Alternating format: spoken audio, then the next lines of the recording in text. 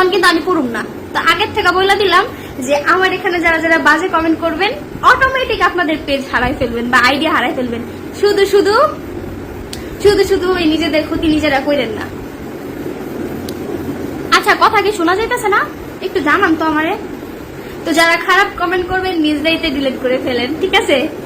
পরে আমারে মেসেজ দিবেন আপু ভুল হয়ে গেছে গা, ক্ষমা করে দেন, তাইলে হইব না কিন্তু।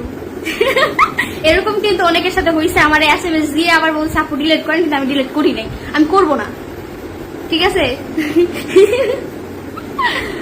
আপু সবার কথা বাদ দাও। তো হচ্ছে আমি কিন্তু আমার পেজে ওয়েট গেইন সেল করি, যেটাকে আমি আমার ওজন বাড়াইছি, এটা কিন্তু আপনার ওজন বাড়াবে। আমার একটা রিপ্লাই দাও আপু, তোমার জীবনে ঠিক আমি কিছু শিখতেছি। আমার সব কথার এক কথা, যেখানে নিজের মূল্য নাই সেখান থেকে সরে যাবেন। মূল্যহীন জায়গায় থাকার দরকার নাই। যেখানে আপনাকে সম্মান করবে না সেখানে থেকে কি করবেন? তারপর অনেক মেয়েরা চেষ্টা করেছে, না আমার অতীত আছে, আমার পাস্ট আছে, আমি এখানে থেকে যাই। মহিলা যেমন কাইলা ছিল তেমনি ফর্সা, সে তো ফিল্টারের কামাল। নে সাহ সাহ, এন ফিল্টার দেওয়া নি, সাহ ভালো করে সাহ। এত কাছের থেকে দেখাইতেছে, দেখ নখের তলাগুলো সাদা হয়ে গেছে গা, ভালো করে তাকা।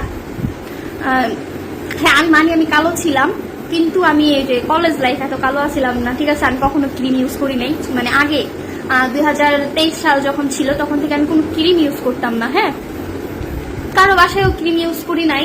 তো গ্রাম এলাকায় থাকলে হচ্ছে কি, যখন কাজ কাম করে তখন কিন্তু অনেক মেয়েরা কালো হয়ে যায় রোদ্রে, বা গ্রামের বাতাসের সাথে শহরের বাতাস কিন্তু অ্যাডজাস্ট না। হ্যাঁ, সেই ক্ষেত্রে কালো হয়ে যায় শরীরের যত্ন না নিলে। তা আমার ওরকম ছিল, আমি কারো দোষ দিই না, সেটা আমার নিজের ভুল ছিল, আমার ব্যর্থতা ছিল, আমি নিজের গুছায় রাখতে পারি নাই, কারো দোষ দেওয়ার দরকার নেই।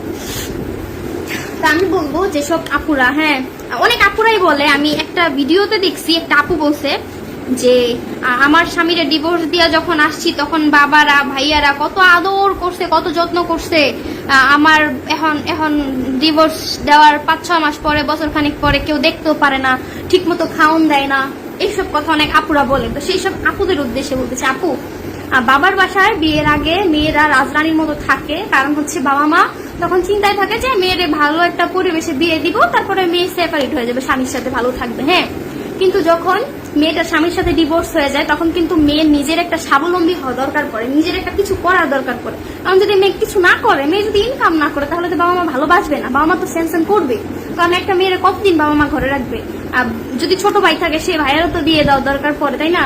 তো আমার দিক থেকে আমি বলবো, যাদের ডিভোর্স হয়ে যায় বা আপুদের, হ্যাঁ যারা কষ্টে থাকেন, তারা আপনারা নিজেরা স্বাবলম্বী হওয়ার চেষ্টা করেন। নিজে যতটুকু নিজের মেধা আছে ওই অতটুকু মেধা কাজে লাগাইয়া নিজে পরিবর্তন হওয়ার চেষ্টা করেন। হ্যাঁ, কারো ভরসায় থাকার দরকার নাই। বাবা মার আছে, হ্যাঁ বাবা মার আছে, এখন বাবা মার দিকে